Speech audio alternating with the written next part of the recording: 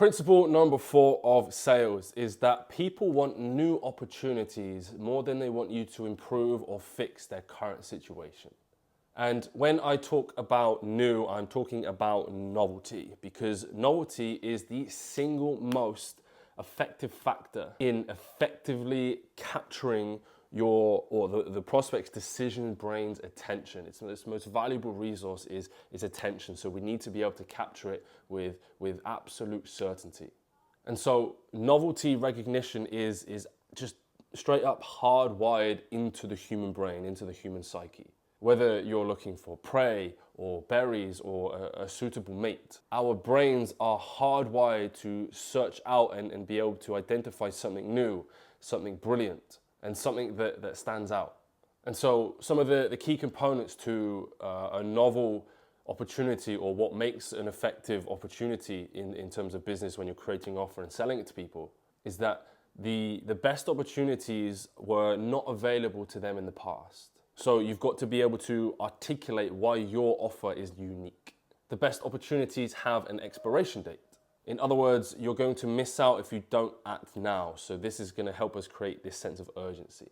The best opportunities are somehow exclusive or limited. In other words, the opportunity is scarce. So only so many people have this opportunity to experience it. The best opportunities have little to no risk of reversal of status. So in other words, the best opportunities will actually elevate status, because people have this deep, unconditional, unacknowledged desire to position for approval. And so we need to understand who they determine as their status elevators. Who do they want to look good in front of?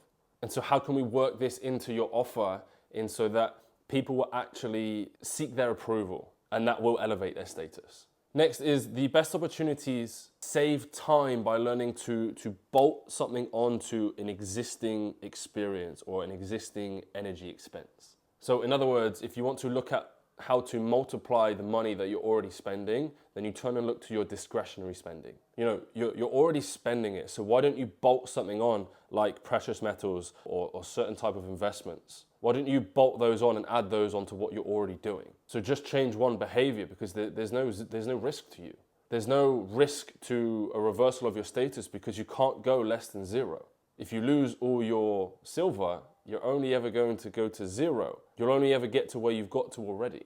Another example is to be, if you're selling like personal training packages, if people are already going to the gym, they're already spending the energy. They're probably spending too much time. And most people seriously overestimate what they need to do in order to achieve success. Most people are overdoing things. So if they're already going to the gym, how can you make them get better results in less time? So they get a return on their time. They get a return on their investment, because they're not going to be spending more time. They're going to be spending less with more results, and then they can use that new time to do whatever they want with. And lastly, the best opportunities have a passion or purpose element to them. So if it stimulates passion, if it brings more purpose to them, the more you can add those two things, the better your offer is going to be. The more it fires them up, the more effective your offer will be.